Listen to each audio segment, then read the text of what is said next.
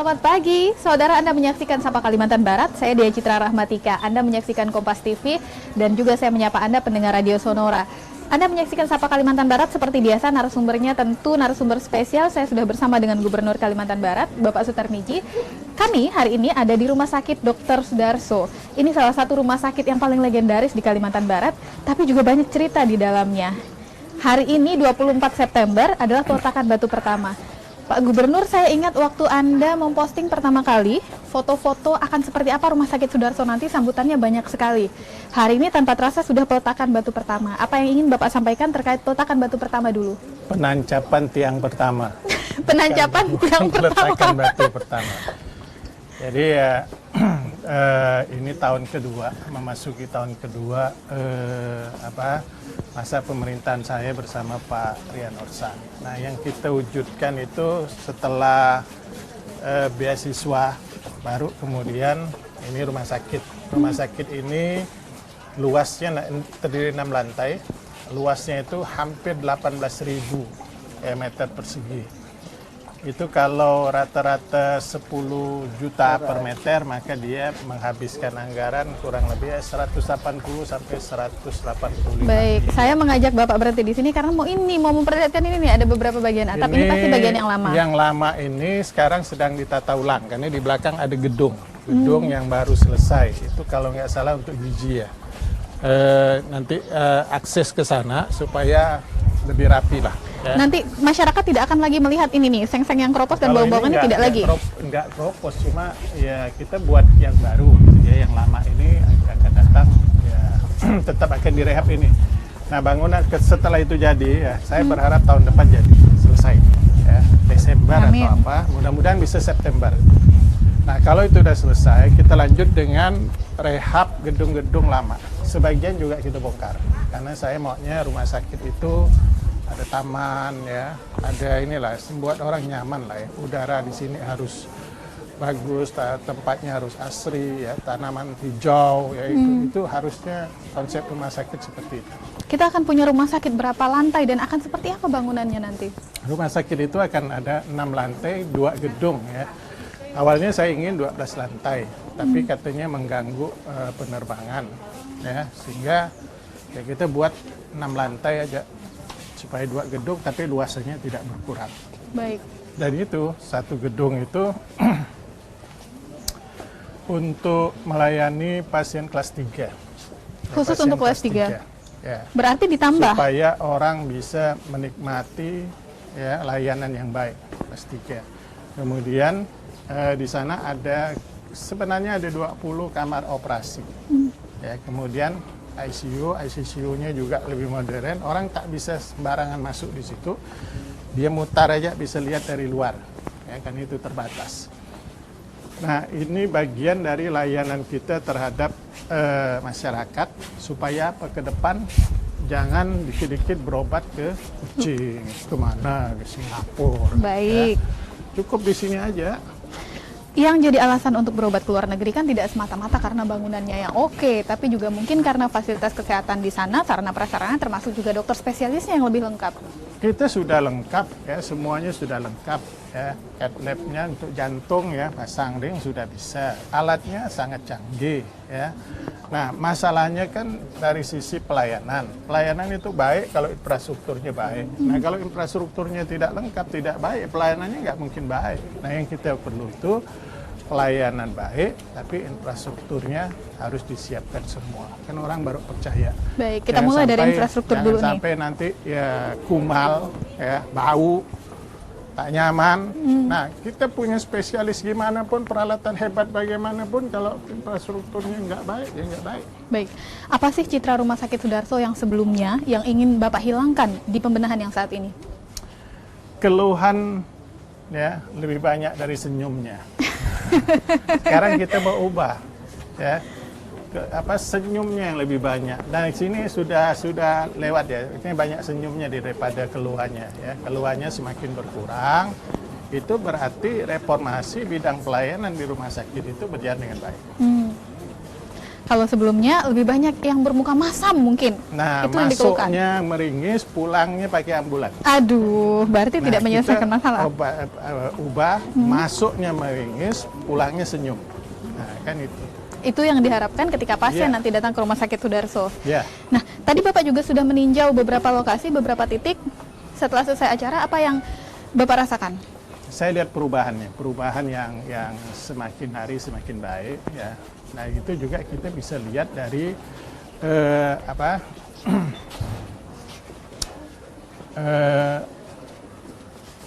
persepsi masyarakat.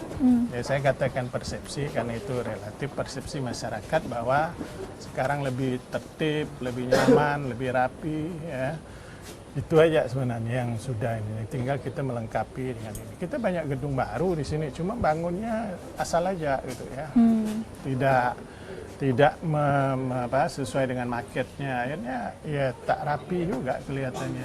Ya. Mungkin karena membangunnya satu gedung, tidak langsung whole package. Tidak keseluruhan paket Tapi pembangunan. kan bisa ditangani. Kayak ini kan kita banyak yang kita bongkar. Nah, yang lalu itu kan tak berani bongkar. Kalau saya dibongkar ya bongkar aja. Yang lalu suruh bongkar kios di depan aja nggak berani. Gimana? Tadi Bapak Nah, kita menyinggung. akan tata juga, tidak hanya itu jalan di depan, pagar Sudarso ini, kemudian turapnya, semuanya. Pokoknya kita lihat nyaman lah. Jadi orang datang ke sini ini bukan lagi ini ya, walaupun jangan sampai lah ya penginap di sini gitu.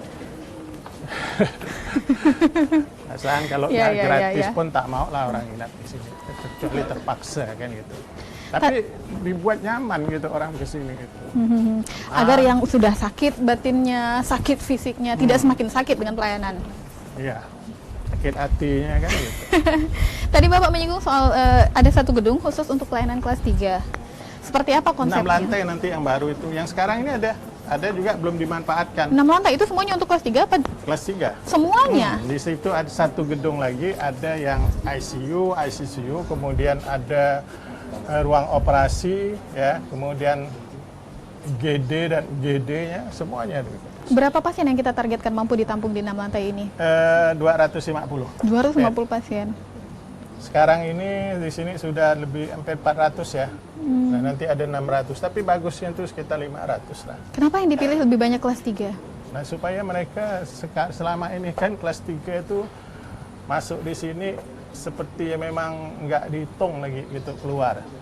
Ya, nah sekarang di depan mereka harus kita berikan ini. Dan saya juga ingin kelas 3 itu rata-rata kan BPJS. Iya. Nah, saya ingin mengubah image bahwa dengan BPJS mereka juga mendapat layanan yang baik.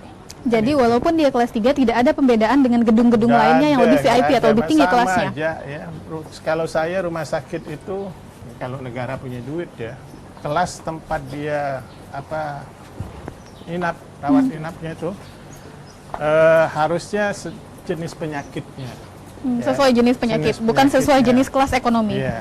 Kita tahan Kecuali dulu. ruang VIP ya terserah dia. Kita tahan dulu, kita harus jeda sejenak. Kami masih punya segmen lainnya, masih dari Rumah Sakit Umum Daerah Dr. Sudarso. Kita punya beberapa komentar dari masyarakat terkait bagaimana mereka memandang rumah sakit yang legendaris ini. Setelah yang satu ini.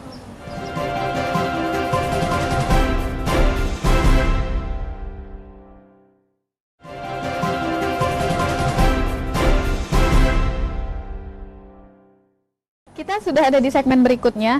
Saya menemukan beberapa komentar yang menarik ketika Bapak mengunggah foto-foto terkait rencana pembangunan Dr. Sudarso. Mungkin Bapak sudah baca sebagian, tapi rasanya ada yang menarik kalau dijawab langsung. Kita mulai ya Pak? Ini ada dari komentar Lia Dwi Ananta, katanya kami hadirkan juga nanti screenshotnya atau tangkapan layarnya di layar kaca Anda. Maaf Pak Gubernur, seharusnya sistem pelayanannya yang harus Bapak perhatikan. Kasihan pasien yang sakit Pak, kami dari Sambas sebulan lebih di Sudarso, akan tetapi pelayanannya membuat hati sedih. Kami diperlakukan tidak wajar, mau minta apa-apa aja 1 hari baru diproses, itu pun harus dimarahin dulu.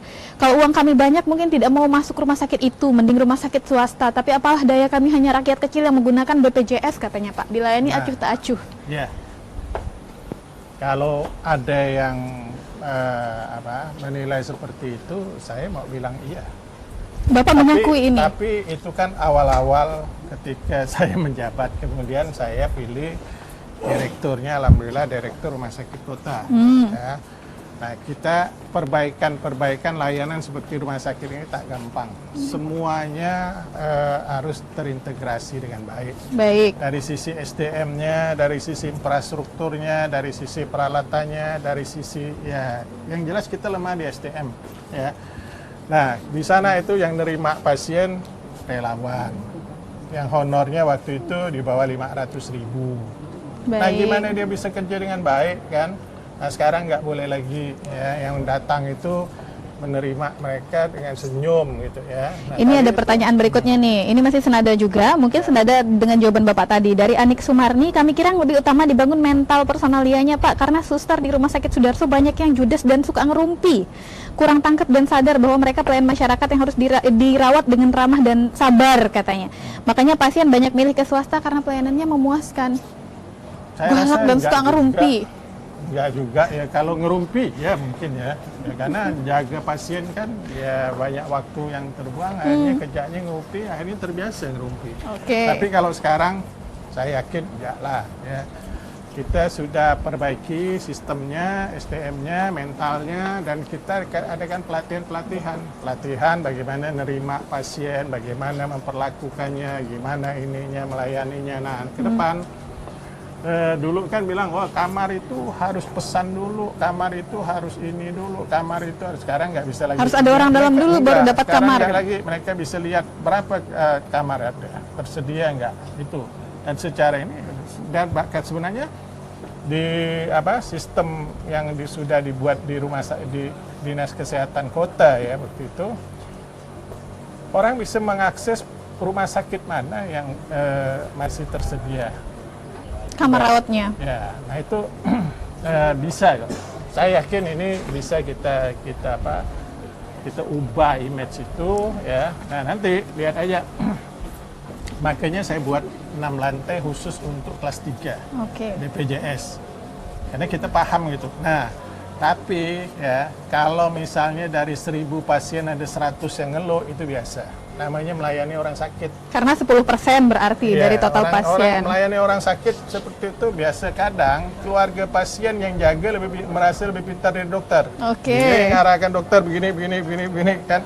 Nah, dokternya pun kalau kepala angin dia bilang, ya kau jangan ngurusin dulu. Nah, harusnya kan nggak boleh ya. Saya punya 2 komentar lagi ini menarik. Yang pertama dari Uli_Va, yang penting pelayanannya Pak, tingkatkan SDM-nya, apalagi yang bagian BPJS buat nyeri hati katanya. Terus satu lagi, Sando Savela, gedung mewah belum perlu Pak, cukup tempatkan kepala rumah sakit yang garang kayak Bapak. Jangan. Perlu yang garang kayak Bapak? Oh, saya garang ya. Enggak. Pokoknya gedung penting ya, semuanya penting. Insya Allah kita akan ubah image itu, kita ubah ya, kita ubah. Saya yakin bisa. Nah, nanti ini contoh misalnya kita punya alat jantung ini lengkap. Kita lihat nanti ya Pak ya. Nah, itu sudah 2 tahun 3 tahun yang lalu alat itu udah lebih canggih dibanding rumah sakit yang lain ya. Tapi tidak difungsikan. Nah, begitu saya ke sini, kita koordinasikan, saya ketemu dengan direktur BPJS-nya ya. Akhirnya mulai minggu lalu ya sudah beroperasi. Akan pasien sudah 7 pasien. Nah, siapa yang mau coba silakan. Saya mudah-mudahan jangan sampai harus coba. Nah, iya, kalau siapa mau coba silakan. Bagaimana pelayanannya kan gitu. Baik. Nah, ini kita akan masuk, kita lihat ruangannya. Kemudian bukan itu juga, BPJS nyiapkan sampai akhir tahun cuma kuotanya 8 miliar. Nah, itu alhamdulillah. Ya. Baik. Kita jeda dulu sejenak, kami akan kembali setelah ini. Saya ingin minta dikenalkan dengan direktur rumah sakitnya yang katanya tadi diharapkan bisa membawa perubahan yang mumpuni di Rumah Sakit Sudarso ini. Setelah yang berikut ini, saudara tetap di Sapa Kalimantan Barat.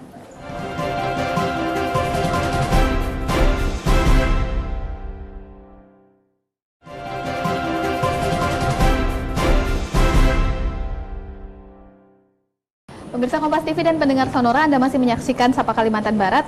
Saya dan Pak Gubernur Kalimantan Barat masih ada di Rumah Sakit Umum Daerah Dr. Sudarso. Kali ini kita akan kenalan ini dengan pemimpin barunya Rumah Sakit Sudarso. Sebenarnya orang lama, sebelumnya di Rumah Sakit Kota, tapi ini digadang-gadang mempunyai visi yang oke. Gimana Pak? Ini katanya digadang-gadang punya visi yang oke untuk membangun Rumah Sakit Sudarso. Kenapa Bapak memilih Ibu Yuliastuti Saripawan? Apa alasannya? saya tidak punya banyak waktu untuk milih orang. Jadi saya pilih yang udah tahu aja. Oke. Ya. Yang udah tahu, kebetulan dia sudah lama di rumah sakit kota, namanya Yulia Stuti Saripawan. Baik, kita Ini kenalan dulu. asli orang Kalimantan Barat, bukan orang mana-mana ya.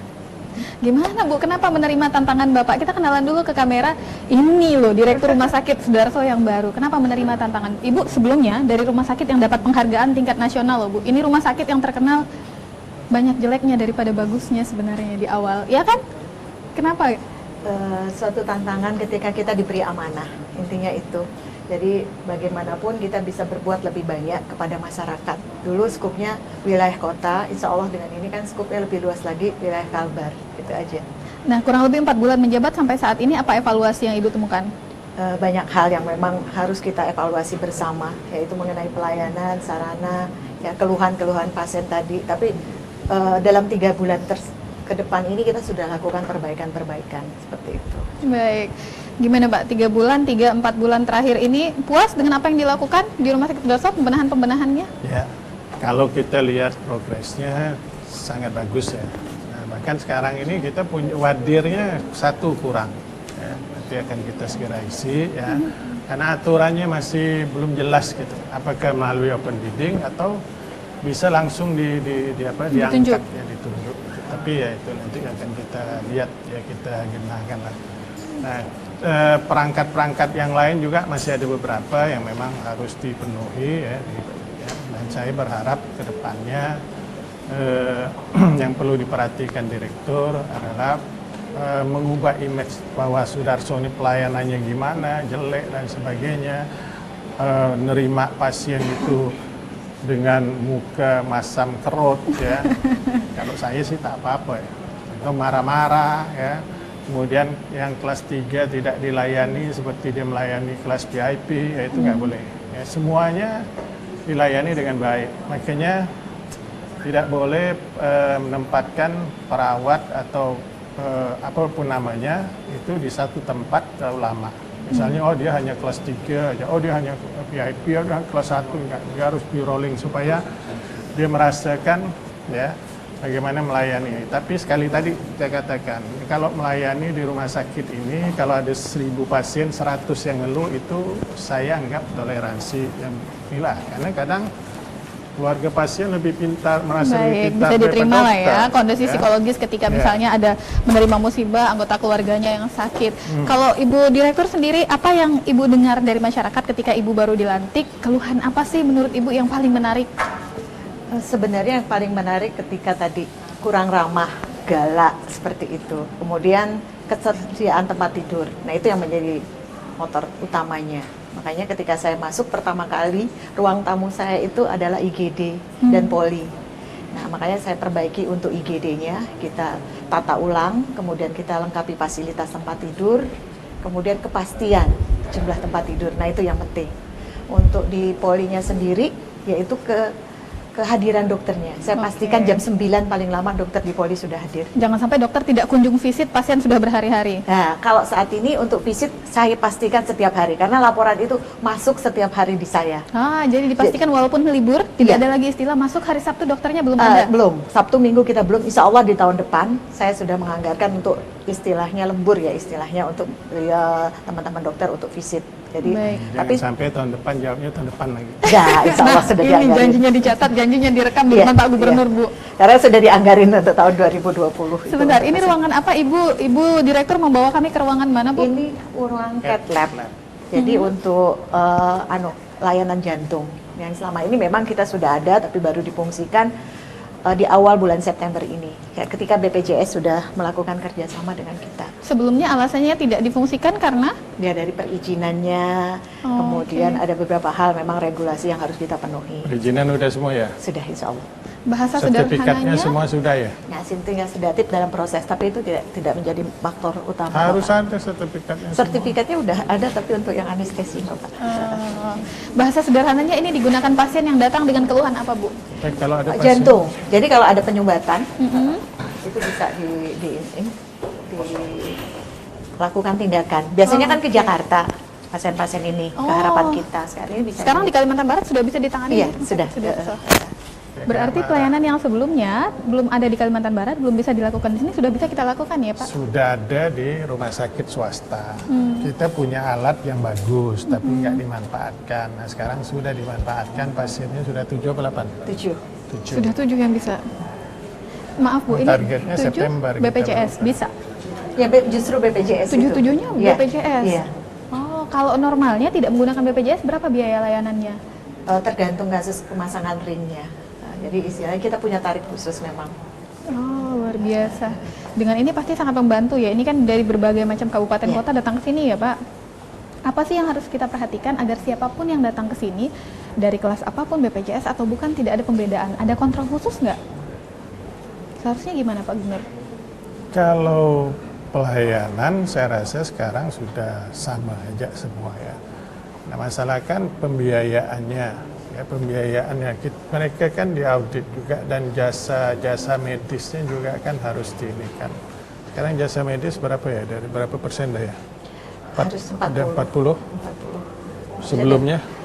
Sebelumnya masih 28-an sampai 28%. Sekarang?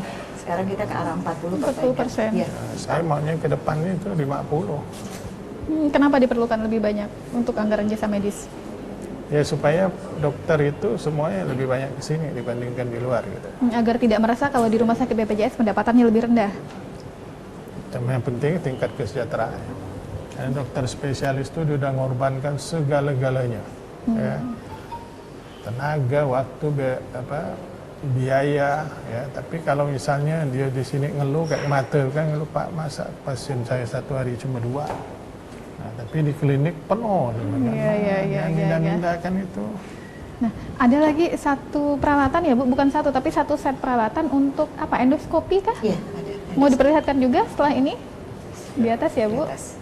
Boleh Pak, Atas kita ya. pantau juga ya. Ayo. Setelah ini kami jeda dulu sejenak saudara, kami kembali sesaat lagi di Sapa Kalimantan Barat.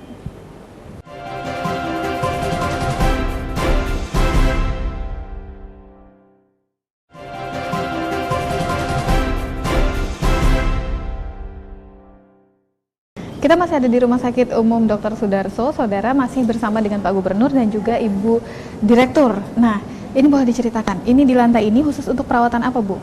Endoskopi. Jadi ketika kita punya kelainan di dalam perut kita, itu bisa diteropong dilihat. Apakah ada luka, saluran pencernaan seperti itu. Jadi memotret kondisi organ tubuh kita. Ini juga tidak dimiliki semua rumah sakit. Rata sekarang ini sudah mulai banyak ya, tapi ini yang istilahnya kita untuk pasien BPJS untuk rumah sakit pemerintah saat ini yang punya di Rumah Sakit Sudarso. Boleh kita lihat? Mudah-mudahan tidak mengganggu proses. Bu, sambil menuju ke ruang tindakan dan ruang tempat alat-alatnya tersedia, inovasi apa saja yang sudah dilakukan dari awal Ibu menjabat sampai saat ini? Ya, satu tadi inovasi saya lakukan adalah klinik talasemia. Nah, klinik talasemia itu adalah untuk pasien-pasien yang memang kebutuhan HB-nya. Jadi itu memang bawaan dari lahir seperti itu. Nah, ini yang dibutuhkan oleh masyarakat. Jadi kurang lebih penderita se-Kalimantan Barat itu 200. Yang kita tolong di sini kurang lebih setiap hari 80 pasien. 80 pasien. Ya, itu dibutuhkan. Dan setiap bulan pasien-pasien talasemia harus datang ke Sudarso untuk transfusi darah. Nah, ini yang dibutuhkan, termasuk obat-obatannya. Yang memang dibutuhkan. Rata-rata itu adalah pasien BPJS. Karena kalau tanpa BPJS mahal sekali untuk obat-obatannya itu. Terkait dengan pelayanan, apa sebenarnya yang sudah paling banyak dibenahi? Apa yang berbeda ketika dulu pasien datang sebelum ada ibu yang menjabat dan sekarang? Ya, saya tadi bilang, saya perbaikan sarana mungkin menyusul, tapi SDM-nya. Nah, SDM tadi dengan melalui pelatihan-pelatihan, kita ada budaya kerja, kemudian kita lakukan komunikasi efektif. Nah, dengan budaya kerja, anggapan saya bahwa betul-betul bekerja dengan baik, melayani. Nah, yang selama ini menjadi image dari masyarakat Kalbar itu datang ke Sudarso, judes, kemudian tanpa senyum, nah, kurang adanya perhatian terhadap pasien. Nah, seperti Kayak itu. saya kata Bapak murah senyum kok Pak. Pak, sistem kontrol kalau dari Bapak sebagai kepala daerah kepada direktur rumah sakit seperti apa sistem Ya kontrolnya? saya selalu kadang waktu tertentu saya posting ya, saya lihat masyarakat itu akan menyampaikan tadi ya pendapat dia ya, apa layanannya baik atau tidak. Nah ini nanti ini kita udah mulai. Nah, nanti itu ada tanggapan masyarakat. Jadi dari media sosial juga didengarkan ya suara-suara masyarakat yang mengeluh itu. Itu media sosial, kalau kita datangi satu-satu susah. Ya. Ini pasien hepatitis C, Pak. Kita akan lakukan fibroscan hati untuk menilai kekakuan atau kekuatan hati. Kasus hepatitis C sekarang sekitar 4-5%. Ini katanya. Iya. Pengaruh apa ya? Kalau usia muda produktif itu rata-rata infeksi sama-sama Pelemakan. oda, HIV. Iya. Pelemakan juga. Pelemakan hati bisa dilakukan dengan fibroscan. Dari mana, Dek? Dari oh, Kota Pontianak. Sungai Jawi. Untuk terapi hepatitis C harus dilakukan ini. Istirahat dulu. Dan istilah kita fibroscan ini diistirahatkan dulu. Disisain pasiennya 1, Pak. Tadi sudah dilakukan 2. Ya. Ini tadi untuk hepatitis C ya, Bu? Iya, bisa hepatitis C, bisa juga untuk hepatitis B sama pelemakan hati. Oh, oke. Yang kamar sebelumnya ini untuk ruangan tindakan kolonoskopi sama endoskopi atas, Pak. Ini ruangannya ini kan cuma transit aja ya. Ini Setelah itu transit kembali ke ruang rawat inap. Iya, ruang rawat inap. Untuk tindakan. Untuk tindakan aja, Pak, sini, Pak. Ini pasien diare kronik, rencana kemungkinan sekali tumor kolon, Pak. Jadi rencana mau dilakukan tindakan kolonoskopi. Berapa pasien satu hari, Pak, yang ditangani di ruangan ini? Kisaran 5 sampai 6, kadang 10. Kalau 10 kita capek. Bisa sampai 10 juga. Iya. Berarti sangat dibutuhkan sekali sama masyarakat Iya. tahun ini. Kebanyakan dengan keluhan apa, Pak? Diare sama darah hitam. Oh, diare dan Jadi muntah bisa sampai ya. Pendarahan. pendarahan seperti itu bisa sampai seserius ini penanganannya ya, Pak? Iya. Baik, ini Kalau buang airnya hitam berarti pendarahan di usus ya. oke.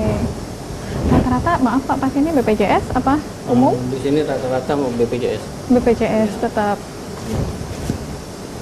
Rujukan rata-rata rujukan semua. Rujukan dari mana saja, Pak? Dari berbagai daerah. Di Kalbar. Kalimantan Barat. Iya. Oke. Bu, ini tadi mengingat apa yang tadi Ibu sampaikan di awal bahwa harapannya Rumah Sakit Sudarso ini bisa jadi tempat masyarakat datang dan menjadi alternatif mereka ketika mereka tidak lagi harus berobat ke luar negeri. Ya. Seperti apa sih rencana besarnya? Ya, kita akan memperbaiki sarana dan prasarana termasuk SDM-nya. Sehingga konsep ketika mereka datang tadi tertangani dengan baik. Nah, ini selama ini kan image-nya bahwa mereka nunggu sekian lama. Kalau berobat ke kucing, datang langsung ditangani, diterima, dilayani. Nah, ini yang kita lakukan. Jadi istilahnya ketika kita punya kemampuan secara sarana dan prasarana, juga SDM-nya sudah bisa memenuhi, tinggal membangun kepercayaan kepada masyarakat bahwa pelayanan kita tuh tidak kalah sebenarnya. Sehingga nggak ada uang rupiah kita lari ke kucing, itu bisa Baik, selalu. ini menarik nih Pak Gubernur. Ini menarik ya. Kalau sebelumnya di pelayanan terpadu misalnya kita bisa tetapkan misalnya 14 hari selesai. Kalau untuk pelayanan kesehatan bisa nggak sih kita pakai patokan berapa jam ada di rumah sakit langsung dilayani atau langsung didiagnosa dan ditangani oleh dokter, nggak harus nunggu? Bisa. Kalau SDM kita memadai cukup. Kalau peralatan kan tinggal dibeli misalnya ya. Tapi kalau SDM-nya itu susah. Karena ngambil spesialis itu tidak cepat waktunya, bisa sampai 5 tahun Pak ya, 5 tahun ya. Nah, apalagi kalau keahlian tertentu yang langka itu bisa lebih dari 5 tahun, itu yang masalahnya. Tapi adakah rencana untuk seperti itu, menerapkan batas misalnya pasien masuk jam sekian, jam 3 sore misalnya, jam berapa dia harus sudah bisa ditangani oleh dokter, tidak harus nunggu? Tadi itu tergantung pada SDM Berapa kita, jam maunya? ketersediaan dokternya dan sebagainya. Ya bisa diagnosisnya lagi kan. Kan bisa dihitung kalau ketersediaan atau kebutuhan SDM. Kalau penanganan ya, penanganan pasti segera ditangani. Cuma tindakan belum tentu, tergantung hasil diagnosisnya. Misalnya ya. Ini saya jadi dokter ya. Misalnya orang demam berdarah. Nah, demam berdarah bisa aja tipes. Nah, penanganannya kan beda. Ya, tapi gejalanya mirip ya. Kan sama itu.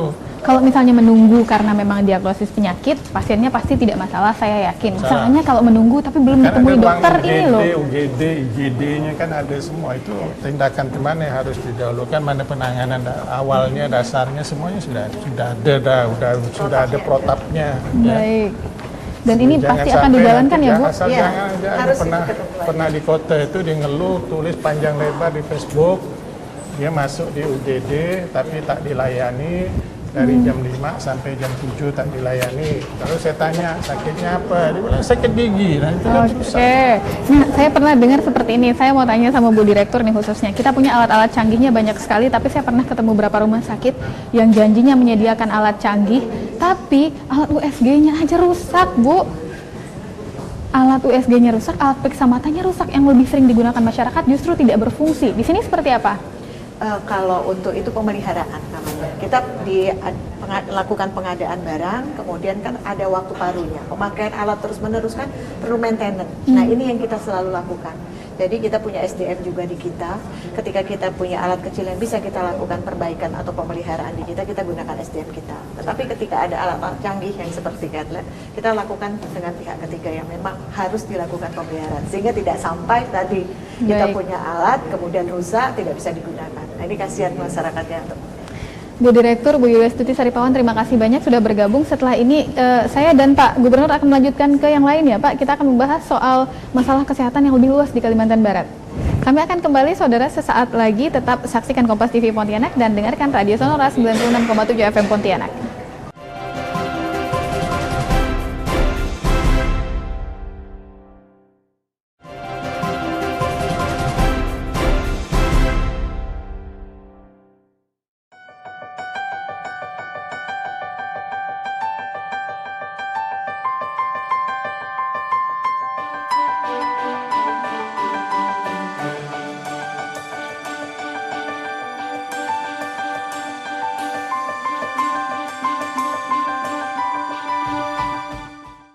Pemirsa Kompas TV dan sahabat Sonora, Anda masih menyaksikan Sapa Kalimantan Barat. Ini nih, standarnya memang harus seperti ini, harus menggunakan penutup pakaian, penutup kepala, bahkan menggunakan masker juga, karena kita sekarang ada di ruang operasi bahasanya, Pak. Iya. Baik, Pak Gubernur, ini katanya yang paling baik di Kalimantan Barat. Ya. Jadi kita berupaya untuk pelan-pelan ya, cepat-cepat juga ya, untuk membuat segala sesuatu layanan di sini menjadi yang terbaik. Ini ruang operasi ya, di sini bahkan ini betul-betul steril. Nah, peralatan di sini bisa menghilangkan kuman sampai 99%. 99%. Nah, Steril jadi sekali. steril betul gitu. Karena ruang operasi ini harus betul-betul dijaga ya tingkat sterilnya supaya pasca operasinya tidak menimbulkan masalah. Boleh diceritakan Pak, penanggung jawab ruangannya, ini ada apa saja alat-alat yang ada di sini, apa yang paling istimewa? Ya, terima kasih. Ruangan PPT ini berdiri pada kita buat operasionalnya yang menggunakan sistem CIRO, sistem integrasi ruang operasi yang termodern, itu pada Januari 2018. Keunggulan dari sistem CIRO ini, kita memakai HEPA filter, itu yang pertama. Jadi kuman itu akan disedot dan dibunuh oleh kuman pakai HEPA filter itu, sehingga menjamin keselamatan keamanan pasien. Yang kedua, kita menggunakan ruangan yang sudah terintegrasi ini. Jadi jika kita melakukan tindakan operasi yang menggunakan Pak Gub menggunakan apa? SIAM 3 dimensi, dia nggak ada radiasi, angka radiasinya lumayan kecil, jadi 0,025 aja. Itu yang kedua. Yang ketiganya, ya kita tidak perlu melakukan pensterilan ulang, karena dalam 3 jam ruangan ini sudah siap pakai lagi. Dan di sini juga kita lengkapi dengan alat-alat canggih dari pemerintah punya, ada laparoskopi, ada ada yang terbaru Pak, laser itu. Yang laser kita udah punya laser untuk pemecah batu ginjal, satu-satunya di Pontianak yang kita punya. Oke. Iya. Berapa banyak pasien yang dilayani di sini Pak? Kita bisa operasi satu hari bisa 2 sampai 3 orang pasien. 2 sampai 3 pasien. Gimana Pak, setelah melihat fasilitas di Rumah Sakit Sudarso, termasuk yang paling baru ini di ruangan operasi, sudah lebih percaya bahwa Sudarso punya harapan yang baik untuk peningkatan kualitas?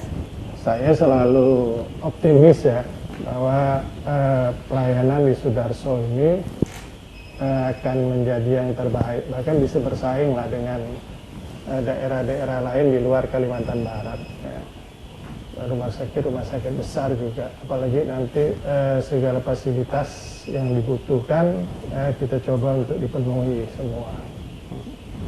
Tahun berapa targetnya kita sudah mulai merasakan pelayanan yang paling prima dari Rumah Sakit Sudarso? Ya 2-3 tahun ke depan itu paling lama ya, paling lama. Tapi beberapa sudah direalisasikan seperti tadi ya, pemasangan ring ya. Kemudian ruang operasi yang sangat steril ya, sudah terintegrasi. Kemudian kedepannya di gedung yang baru itu harusnya ada 20 ruang operasi, ya, sehingga tidak ada lagi penundaan untuk operasi. Cuma gara-gara nunggu kamarnya tersedia. Kamar dan fasilitasnya, karena ruang operasi mungkin menyediakan ruang operasinya gampang, tapi peralatannya kan nggak gampang. Ya. Nah, investasi rumah sakit itu gedung dengan peralatan bisa 1:3. Ya. Komitmen pemerintah provinsi sendiri seperti apa untuk mensupport supaya Rumah Sakit Sudarso tetap mendapatkan alat-alat berkualitas dan juga tenaga-tenaga kesehatan yang mumpuni di bidangnya masing-masing? Saya sudah bicara dengan Bu Menteri kemarin ya, kita akan membangun gedungnya dan peralatan sudah dikoordinasikan ya di sana. Mana yang harus disiapkan di tahun 2020 ya, mana yang harus paling lama 2021. Nah, kita lihat juga ya peralatan-peralatan mana yang kita harus siapkan maksimal ya. Kalau memang dari kementerian belum lengkap, di 2021 kan kita sudah selesai bangun fisiknya. Nah, sehingga ada anggaran untuk membeli peralatannya. Seperti apa Bapak ingin masyarakat mengenal dan mengingat Rumah Sakit Sudarso melepaskan citranya yang lama? Yang jelas layani pasien itu dia datang meringis, pulangnya senyum. Nah, jangan datang meringis, pulang menangis. Pulangnya dengan ambulan, kan itu. Atau begitu masuk di sini nanti dirujuk ke sana, dirujuk ke sini lagi. Nah, layani maksimal di sini. Ya. Yang jelas berikan layanan itu semaksimal mungkin dengan ikhlas ya, ikhlas. Kemudian ya sebagaimana anggap pasien itu seperti keluarga kita yang ketika dia merasakan ya kita juga merasakan itu ya, jangan anggap orang lain. Nah, jadi rasa empatinya dikedepankan ya, dan itu akan lebih mudah untuk menstimulan dia ya untuk hal-hal yang mungkin kurang kita lengkapi. Kita belum lengkap semaksimal mungkin, tapi dengan layanan senyum, dengan keramahan itu mungkin bisa membantu juga percepatan pemulihan pasien. Ya. Ya kan kalau pasien darah tinggi tiap hari yang melayani juga manas dan sebagainya. Ya tekanan darahnya tidak turun-turun. Ya, orang darah tinggi itu kan harus dilayani dengan lemah lembut dengan ini. Ya. Baik, ada pelatihan ke arah sana? Untuk tenaga medis? Kalau saya jangankan pelatihan itu, kemudian kita lihat juga perawat atau tenaga medis yang darah tinggi jangan melayani pasien yang darah tinggi. Nah begini, di beberapa rumah sakit swasta ataupun misalnya di tempat pelayanan umum swasta ada penilaian kinerja untuk petugas-petugasnya yang mana yang lama, ada juga, diterapkan juga di sini. Diterapkan, sekarang udah 77 ya, yang nilainya 77 kan. Rata-rata 77. 77, tapi 3 bulan terakhir ini kan 80 nih Pak. Sejak Juni, Juli, Agustus. Baik, angka kepuasannya meningkat berarti.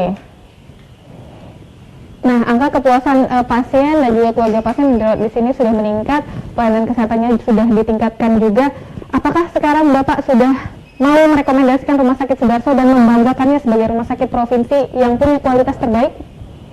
Saya tidak ingin seperti itu ya, yang jelas saya ingin masyarakat, biarkan masyarakat yang menilainya, karena ketika kita memberikan layanan publik ya, apalagi ini rumah sakit, kemudian masyarakat menganggapnya baik, itulah kepuasan daripada yang memberikan layanan. Tapi kalau misalnya sudah memberikan masyarakat menganggap tetap tidak baik, ya, tidak nyaman layanannya, yaitu bagian dari penderitaan yang beri pelayanan. Kalau saya, ya.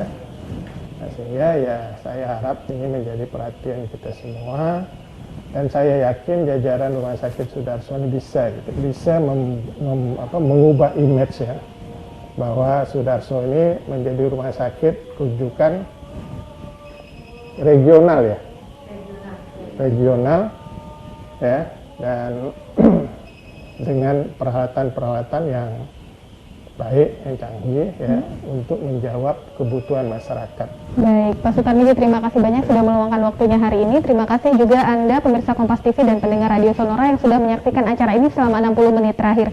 Ini saatnya kami harus undur diri. Program ini merupakan hasil kerjasama Kompas TV Pontianak, Radio Sonora, dan juga Humas Pemerintah Provinsi Kalimantan Barat. Saya Dea Citra Rahmatika pamit undur diri dari hadapan Anda. Selamat pagi, sampai jumpa.